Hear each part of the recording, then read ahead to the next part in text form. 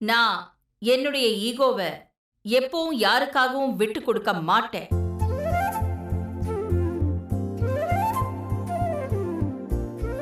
ஒவ்வொருத்தருக்கும் ஈகோ வேணும். ஆனா அந்த ஈகோ அடுத்தவங்களோட வளர்ச்சியை தடுக்கிறதுக்காக இருக்கக்கூடாது. நம்ம வளர்ச்சியை ஏற்படுத்துறதுக்காக இருக்கணும். முதலாளி, தொழிலாளி இதெல்லாம் தாண்டி எந்த ஒரு பிரச்சனைக்கும் காரணம் மத்தவங்கள நாம புரிஞ்சுக்காததுதான். இன்னொருத்தர் இடத்துல இருந்து நாம அவங்கள சரியா புரிஞ்சுக்கிட்டா எங்கேயும் எப்பவும் எந்த பிரச்சனையும் வராது. எப்பவும் எல்லாரும் சந்தோஷமா இருக்கலாம். நான் இப்ப அதை தான் பண்ணிருக்கேன்.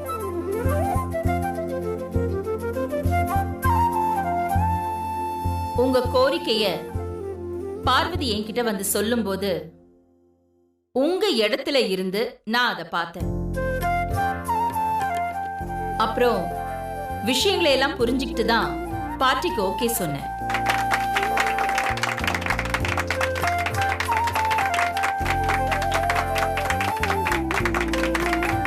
இங்க வந்து கலந்துக்கிட்டதுல எனக்கும் சந்தோஷம்தான். என்னோட ஒர்க்கர்ஸ்க்காக நான் என்ன வேணாலும் செய்வேன். ஆனா அதுல ஒரு நியாயம் இருக்கணும்.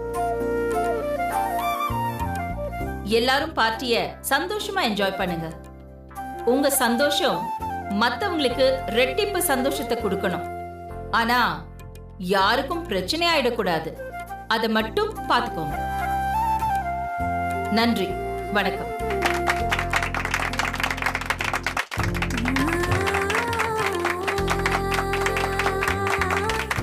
பார்த்துக்கோங்க கஜேந்திரன்.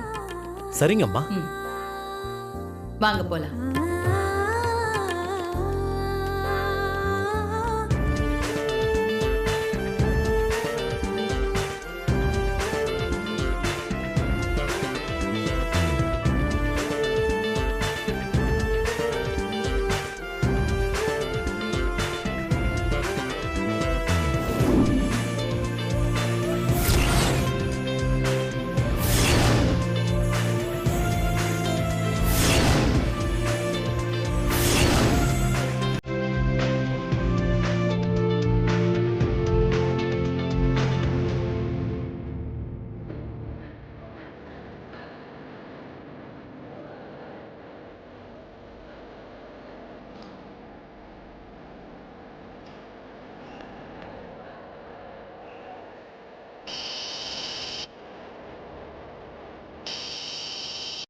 யாரா?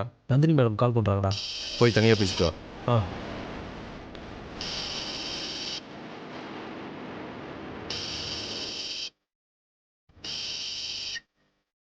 சொல்லுங்கள் மேடம். என்ன பார்ட்டி ஆரம்பிச்சாச்சா? இப்போ தான் ஆரம்பிச்சிருக்காங்க மேடம். அந்த அகிலாண்டேஸ்வரி இருக்காளா? அவங்க யாரும் இல்லை மேடம். பேசி முடிச்சுட்டு எல்லாரும் கிளம்பி போயிட்டாங்க. அப்போ ரொம்ப நல்லதா போச்சு. நான் சொன்னதெல்லாம் ஞாபகம் இருக்குல்ல? ஞாபகம் இருக்கு மேடம். நீங்கள் அளவுக்கு அதிகமாக குடிச்சிட்டு மட்டையாட போறீங்க. நிதானமாக குடிச்சிட்டு ஒவ்வொரு டிபார்ட்மெண்ட் ஆளுங்களோட ஈகோவை கரெக்டாக தூண்டி விட்டுட்டான். அது போதும். ஈகோவை விட பெரிய அணுகுண்டு வேற எதுவுமே கிடையாது. அது வெடிச்சிட்டா போதும். சந்தோஷமா நடக்கிற பார்ட்டி கலவர இடமா மாறிடும். ரத்த கலவரமா மாறினாலும் சந்தோஷம்தான். கலவரம் எந்த அளவுக்கு பெருசாகுதோ அந்த அளவுக்கு உங்களுக்கு கவனிப்பு அதிகமா இருக்கும். ஓகே மேடம், நாங்கள் இப்போவே எங்கள் வேலையை ஆரம்பிச்சிடுறோம். இனிமே அகிலா நிம்மதியா தூங்கவே கூடாது. தூங்கவே கூடாது. Okay madam.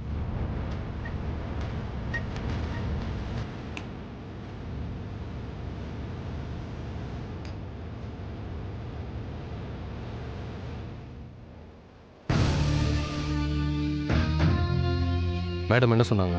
கலவரம் எந்த அளவுக்கு பெருசாக இருக்கோ அந்த அளவுக்கு கவனிப்பும் பெருசாக இருக்கும்னு சொன்னாங்க. Okay okay. அப்போ இறங்கி செஞ்சிட வேண்டியதான்.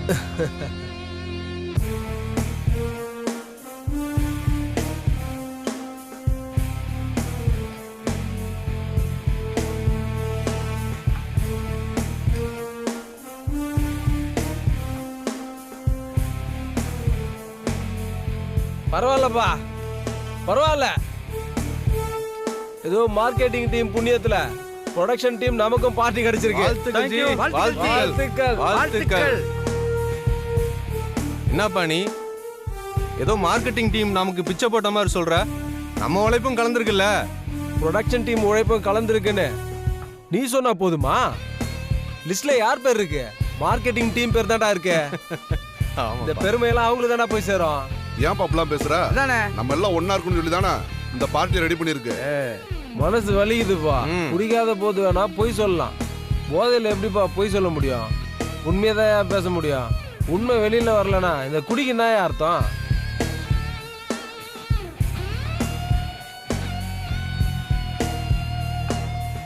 என் பங்காளி சொல்றது சரிதான். ப்ரொடக்ஷன் டீம் நாங்க கஷ்டப்பட்டு உழைக்கலன்னா மார்க்கெட்டிங் டீம் சாதிக்க முடியுமா? கஷ்டப்படுறது நாங்க, பேர் வாங்கிட்டு போறது நீங்களா? வா கொஞ்சம் சும்மா இருக்கீங்களா? சும்மா நீங்க 2 டீம் தான் நம்ம கஷ்டப்பட்ட மாதிரி சொல்றீங்க. நாங்க என்ன சும்மா வரணும்? நாங்க சேல்ஸ் பண்ணாம நீங்க எப்படி அப்ரிஷியேட் பண்ணீங்க? அப்படி கேளுங்கண்ணே, நீங்க குடிக்கிற சரக்கெல்லாம் நாங்க சேல் பண்ணி கொடுத்த பணத்துல வாங்கினது தான். ஆமா, நாங்க மார்க்கெட்டிங் பண்ணாம தான் நீங்க சேல்ஸ் பண்ணி கிழிச்சீங்க. அப்படி சொல்லுங்கண்ணா, நல்லா உங்களுக்கு உரைக்கட்டும். ஏய் நிறுத்துங்கடா, நாங்க தான் நம்பர் 1. ஏய் நாங்க ஆண்டா நம்பர் 1. நாங்க தான் நம்பர் 1. நாங்க தான் நம்பர் 1. ஏய் நாங்க தான்டா நம்பர் 1. நிறுத்துங்கடா.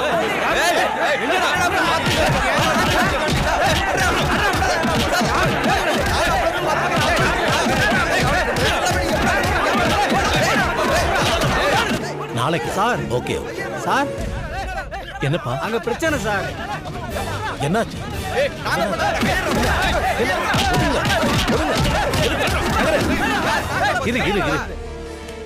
என்னப்பா பிரச்சனை இப்ப உங்களுக்கு? இப்பவே தெரிஞ்சாவணும். எங்க டீம் நம்பர் 1 இல்ல இவங்க டீம் நம்பர் 1 இல்ல இவங்க டீம் தான் நம்பர் 1? எங்க டீம் தான் நம்பர் 1. இல்லனா இப்பவே பண்ணுவோம் நாங்க ஸ்ட்ரைக். ஏய் நீ என்னடா ஸ்ட்ரைக்னு சொல்றது? நான் சொல்றேன்டா ஸ்ட்ரைக். ஏய் நான் சொல்றேன்டா ஸ்ட்ரைக்.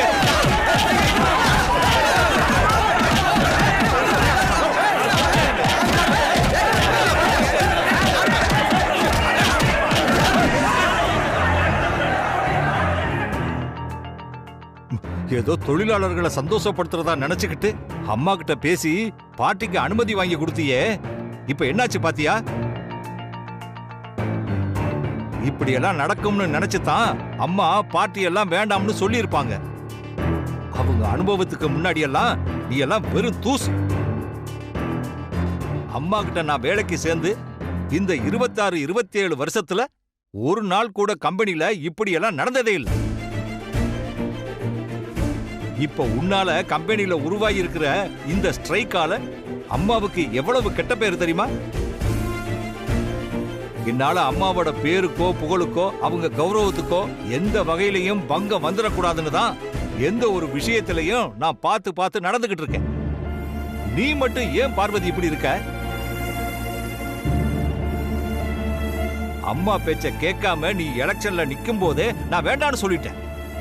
அப்பவே என் பேச்சை கேட்டு நீ நடந்துகிட்டு இருந்தேன்னா இப்ப இப்படி எல்லாம் நடந்திருக்குமா? கம்பெனின்னு இருந்தா ஸ்ட்ரைக்குன்னு ஒன்று வரதான்ப்பா செய்யும். இதுக்கு போய் என்னென்னமோ பேசிட்டு இருக்கீங்க. ஏய் அதிக பிரசங்கி, வாய முடிக்கிட்டுறான். என்னமோ எல்லாம் தெரிஞ்சது மாதிரி பேசிக்கிட்டு இருக்க. எத்தனையோ கம்பெனில தீபாவளி சமயத்துல ஸ்ட்ரைக் நடக்கும். ஆனா இது நாள் வரைக்கும் அம்மாவோட கம்பெனில மருந்துக்கு கூட ஸ்ட்ரைக்குங்கிற பேச்சு கூட வந்ததில்லை. அப்படிப்பட்ட இடத்துல இன்னைக்கு ஸ்ட்ரைக் நடந்துகிட்டு இருக்குன்னா அந்த பெருமையெல்லாம் உங்க அக்காவை தான் சேரும். இந்த ஸ்ட்ரைக்கால இத்தனை வருஷமா பிசினஸ்ல அம்மா கட்டி காப்பாத்திக்கிட்டு வந்துட்டு இருக்கிற நல்ல பேரெல்லாம் போச்சு. இதனால அம்மா மனசு எவ்வளவு வேதனைப்படும் தெரியுமா? நாம தினமும் கும்பிட வேண்டிய சாமி அம்மா. அந்த சாமிக்கு மரியாதை குறைச்சல் வர்ற மாதிரி இப்படி எல்லாம் பண்ணலாமா? நீ இதையெல்லாம் யோசிக்கவே மாட்டியா? நீ இந்த பொறுப்புக்கு வந்த முத நாளே என்கிட்ட ஆசீர்வாதம் வாங்கும்போது நான் உன்னை நினைச்சு சந்தோஷப்பட்டேன். ஆனா இப்போ தகுதி இல்லாதவங்க கையில பொறுப்பை கொடுத்தா இப்படியெல்லாம் தான் நடக்கும்னு மத்தவங்க பேசுறத கேட்கும்போது என் மனசுக்கு ரொம்ப வேதனையா இருக்கு. இப்படியெல்லாம் நடக்கும்னு நான் கொஞ்சம் கூட எதிர்பார்க்கலப்பா. தெரிஞ்சோ தெரியாமலோ இந்த ஸ்ட்ரைக்குக்கு நான் காரணமாயிட்டேன். நான் ஸ்டெப் எடுத்து இந்த ஸ்ட்ரைக்கை எப்படியாவது ஒரு முடிவுக்கு கொண்டு வந்துடுறேன்ப்பா. நீ ஸ்ட்ரைக்க முடிவுக்கு கொண்டு வரேன்னு எதையாவது செஞ்சு ஸ்ட்ரைக்கை இன்னும் பெருசாக்கி விட்டுறாத. இந்த பிரச்சனையெல்லாம் அம்மா பாத்துக்குவாங்க. நீங்க பயப்படுற மாதிரிலாம் எதுவும் நடக்காதுப்பா. என்னால ஏற்பட்ட பிரச்சனைக்கு நானே ஒரு முடிவு கட்டுறேன். மறுபடியும் சொல்றேன், இனிமே எது செய்யறதா இருந்தாலும் நல்லா யோசிச்சு செய். அவ்வளவுதான் சொல்லுவேன்.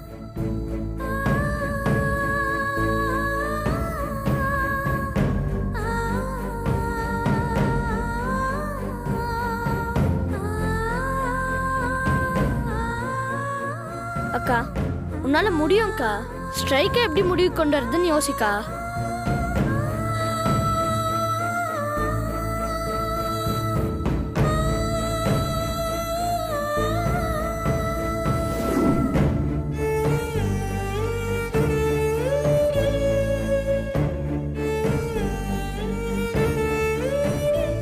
ஒர்க்கர்ஸ் விஷயத்துல அம்மா கிட்ட நல்ல பேர் வாங்கிட்டோம்.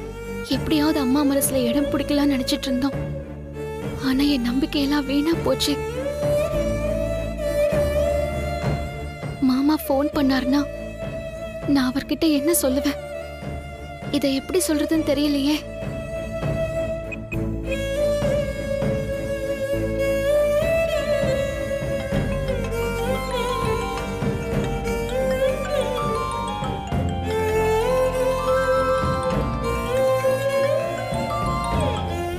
மாமா தான் கூப்பிடுறாரு. என்ன பண்றது?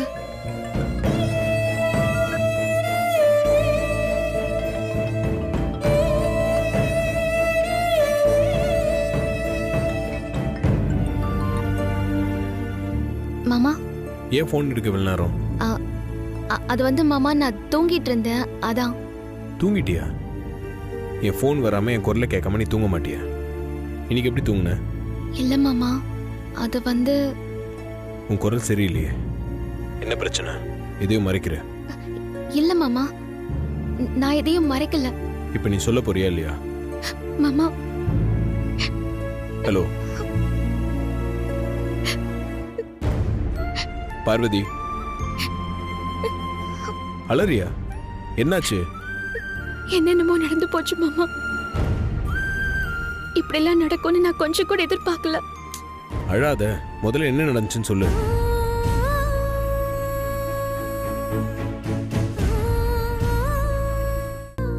அம்மா சொன்ன மாதிரி எல்லாத்துக்கும் காரணம் நான் தான் மாமா. இந்த பதவிக்கு நான் கொஞ்சம் கூட தகுதியே இல்லாதவ. நீ அப்படிலாம் நினைக்காத பார்வதி. நீ அரேஞ்ச் பண்ண பார்ட்டி ஸ்ட்ரைக்ல முடிஞ்சிடக்கூடாதுதான். சரி விடு, அப்படி நடந்தது கூட நல்லதுக்காக தான் நினைச்சுக்கோ. என்ன மாமா சொல்றீங்க? பிரச்சனைகள் வர வரதான் உனக்கே தெரியாம உனக்குள்ள இருக்க திறமை வெளிப்படும். இப்ப ஸ்ட்ரைக் எப்படி முடிவு கொண்டு வரதுன்னு யோசி. இந்த ஸ்ட்ரைக் முடிவுக்கு வரும்போது அம்மா மனசுல உனக்கு கண்டிப்பா இடம் கிடைக்கும். எந்த நேரம் பார்த்து நீங்க என் பக்கத்துல இல்லாம போயிட்டீங்களே மாமா. நான் பக்கத்துல இல்லைன்னு நீ தைரியத்தை கைவிட்டுறாத. காரணமா தான் கடவுள் நம்மள பிரிச்சிருக்காரு. இங்க பாரு, நல்லா யோசிச்சு இந்த ஸ்ட்ரைக் ஒரு முடிவு கொண்டு வா. நீங்க பேசுறது எனக்கு கொஞ்சம் ஆறுதலாவும் தைரியமாவும் இருக்கு மாமா. நல்லா யோசிச்சு நான் இந்த ஸ்ட்ரைக்குக்கு ஒரு முடிவு கட்டுறேன். குட். உன்னோட முயற்சி வெற்றி பெற என்னோட வாழ்த்துக்கள். தேங்க்ஸ் மாமா.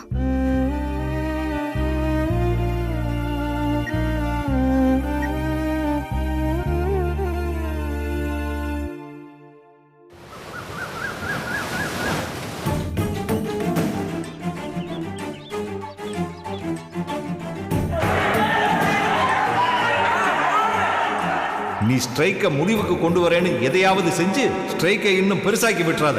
நல்லா யோசிச்சு இந்த ஸ்ட்ரைக்கை ஒரு முடிவு கொண்டு வா.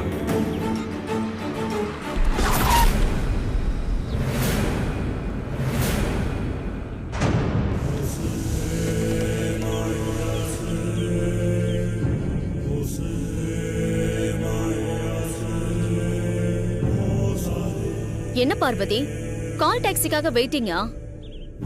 என் காரை பார்த்து பயந்துட்டியோ? ரோட்ல போகும்போது பார்த்து கவனமா போறது இல்லையா? இப்படியா நீ மறந்த யோசனையில போவ? ஏதோ நானா இருந்ததுனால ஜஸ்ட் மிஸ், தப்பிச்சிட்டேன். இதே லாரிக்காரனா இருந்திருந்தா நீ மிஸ் தான், அடிச்சு போட்டு போயிட்டே இருப்பான். நில்லு பார்வதி.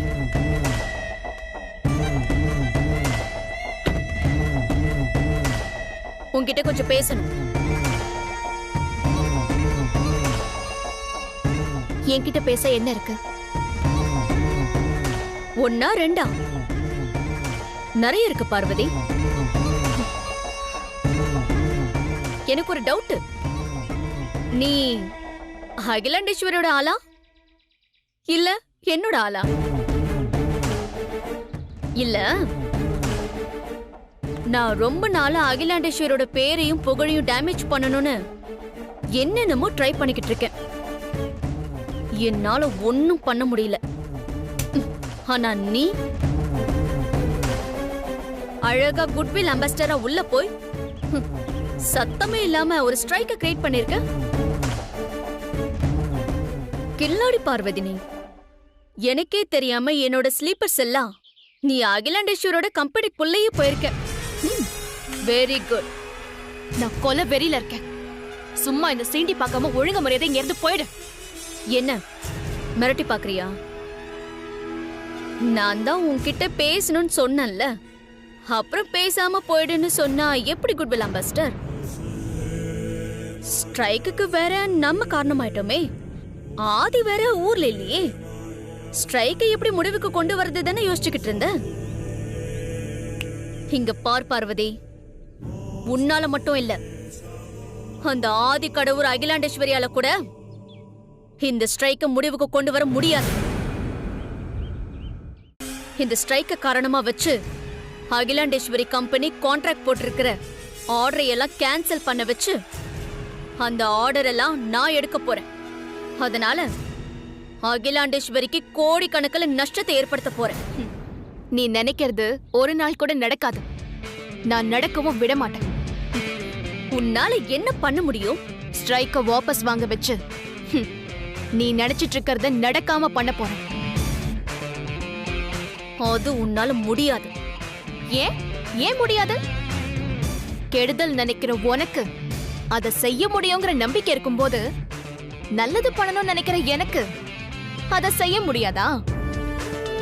ஸ்ட்ரைக்க இல்லாம செஞ்சு உன் முகத்துல நான் கரிய பூசி காட்டல, என் பேரு பார்வதி இல்ல. ஓ, என்கிட்டயே சவாலா? ஜெயிக்க போறது யாருன்னு பாக்கலாமா? நான் தான் ஜெயிக்க போறேன். அத நீ தான் பார்க்க போற. அதையும் பார்க்கலாம்.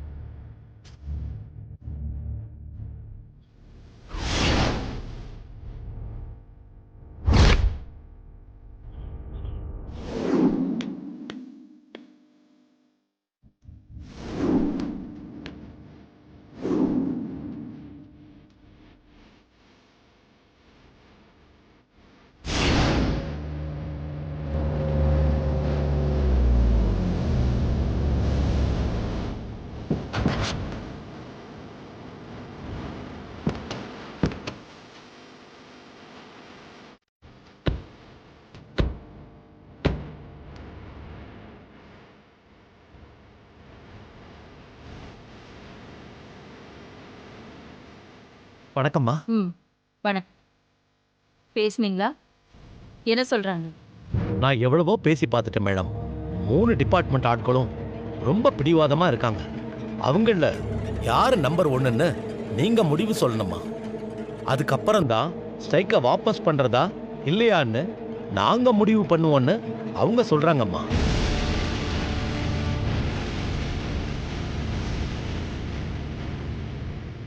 தகுதி இல்லாதவங்களுக்கு பொறுப்பு கிடைச்சா இப்படி எல்லாம் தான் நடக்கும். இதனால ஆண்டிக்கு தான் ப்ராப்ளம். மித்ரா, நீங்க கொஞ்சம் அமைதியா இருக்கீங்களா? சார், அவங்க கிட்ட வேணா நான் பேசி பார்க்கட்டுமா? இல்லம்மா, அது ஒரு வகையில இதுக்கெல்லாம் காரணம் நான் தானே. நானே அவங்க கிட்ட பேசி பார்க்கறேன். சரிம்மா, எப்படியோ ஸ்ட்ரைக் முடிவுக்கு வந்தா போதும். போமா, போய் பேசுங்க.